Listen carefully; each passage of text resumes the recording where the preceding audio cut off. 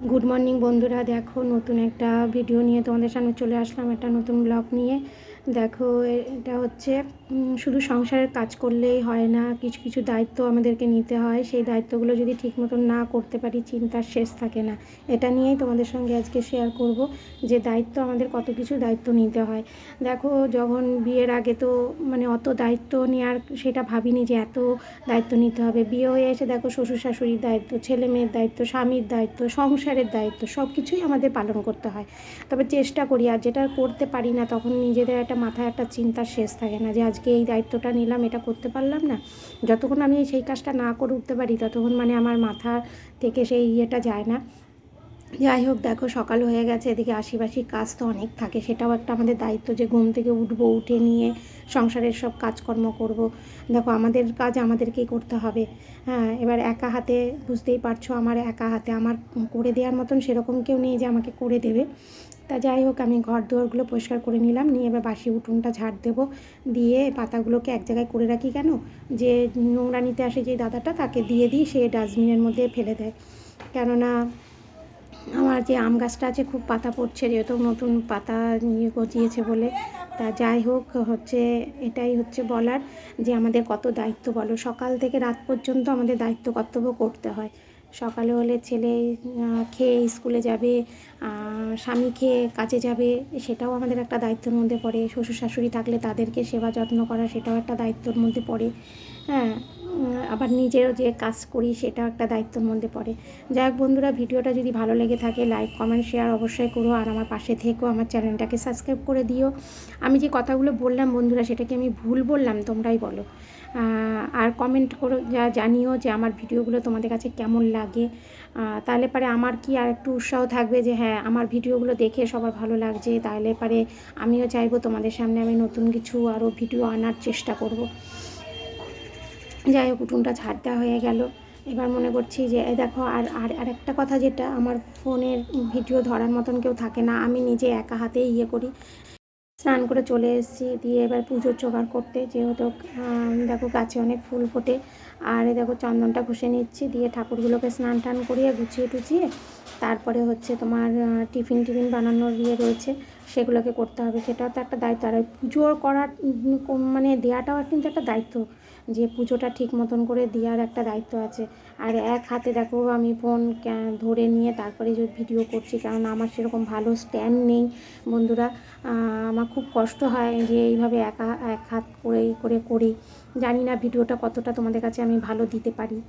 আর এখন একা একাই চেষ্টা করি আপডেট করার, একা একাই সব কিছু। এদিকে দেখো পুজোর ওদিকে কিছুটা করে নিয়ে এবার শ্বশুরের জন্য একটা মালা নিয়ে এসেছিলো হাজব্যান্ড, সে মালাটা এবার আজকের মালাটা নিয়ে এসছে একটু সরুর মধ্যে হয়ে গেছে, যেহেতু মোটা মালা পাইনি, মালাটা দিয়ে দিলাম। ওই পড়ায় যতক্ষণ নেই বলে আমি দিয়ে দিচ্ছি। এদিকে দেখতে পাচ্ছ বিছনা টিছনা গোছানো, পুজোও কমপ্লিট হয়ে গেছে। তা ছোটো ছেলে শুয়েছিল, তা তখন বিছনাটা তুলতে পেরেছিলাম না, এখন বিছনাটাও গুছিয়ে নেবো। ওকে বললাম তোর পরীক্ষা, তুই ওই ঘরে যেয়ে বস, আমি বিছনাটা গুছিয়ে দিচ্ছি। তা বিছনা দিয়েটা তোমাদের আগেই দেখিয়ে ফেললাম। আর এখন ভিডিওটা একটু এদিক ওদিক হয়ে যায়, আমার খুব মিস্টেক হয়ে যায়। তাই বন্ধুরা দেখো কেমন পুজোটা দেওয়া হয়েছে। রোজ তো আমার হাজব্যান্ড দেয়, আর আজকে আমি দিয়েছি। ওর মতন অতটা হয়তো ভালো হয়নি, তোমাদের কাছে দেখতেই পাবে। যাই হোক বন্ধুরা, ভিডিওটা বেশি বড়ও করব না। আর এই দেখো এদিকে হয়ে গেছে। এবার এই যে ও শুয়েছিল, তাই বিছনাটাকে তুলে ঠুলে গুছিয়ে নেব। গুছিয়ে নিয়ে আটাটা মেখে রেখেছি, তারপরে রুটি করব, একটা নিরামিষ তরকারি করব ওদের জন্য, যে ওরা খাবে, পরীক্ষা দিতে যাবে। তা ওর জন্য একটুখানি প্রেশারেও ততক্ষণে ভাত বসিয়ে দিয়েছিলাম, ফেনা ফেনা ভাত, যে প্রেশারে আলু সেদ্ধ ফেনা ফেনা ভাত, যে ও খেয়ে যাবে। ও আবার ফেনা ভাতটা খেতে ভালোবাসে। আর বাদ বাকি আমাদের সবার জন্য রুটি আর নিরামিষ তরকারি, বেশ ছোলা দিয়ে নিরামিষ তরকারি বন্ধুরা খুব ভালোই লাগে। দেখো সেটাও কিন্তু একটা দায়িত্বর মধ্যেই কিন্তু আমাদের পড়ে। তার মানে দেখো আমাদের কত দায়িত্ব নিতে হয়। এবার দেখো আমাদের মা আছে, যে সে তার কাছ থেকে কিন্তু আমাদের শেখা। এবার সে যখন এই দায়িত্বর ইয়েগুলো দেখে, তখন তো তারও ভালো লাগে যে না, আমার মেয়ে দায়িত্ব নিয়ে এসব কাজকর্মগুলো।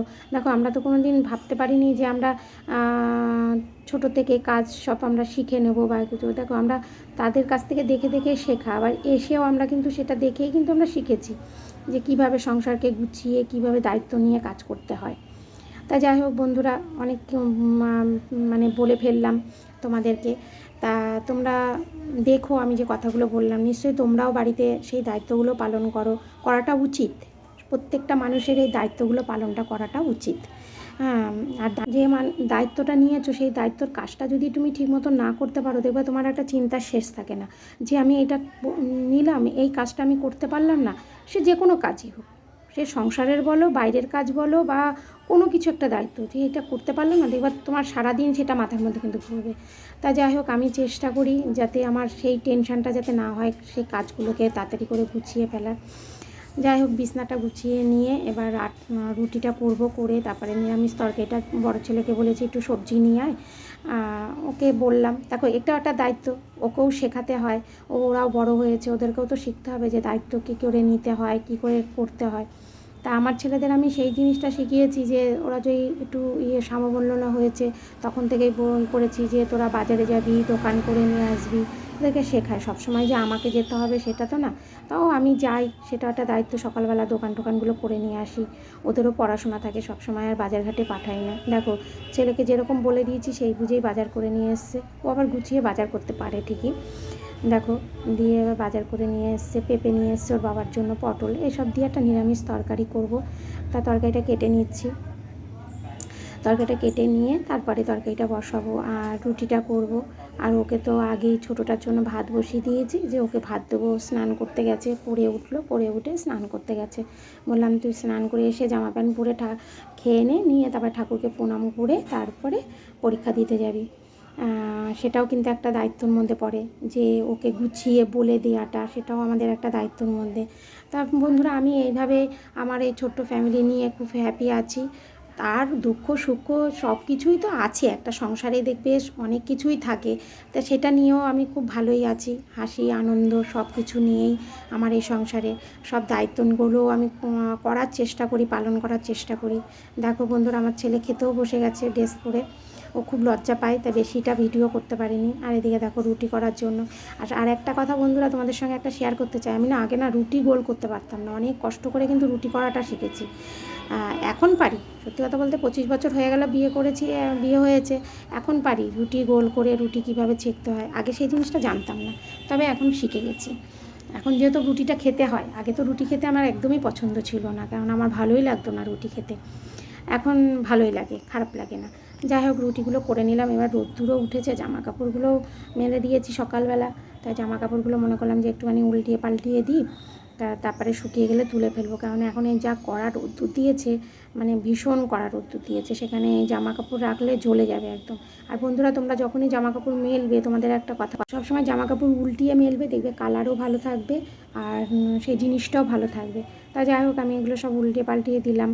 দেওয়ার পরে এবারটা মনে করলাম যে নিজেও একটুখানি খেয়ে নিই, ওদেরকেও খেতে দিয়ে দিয়েছি, সব চলে গেল।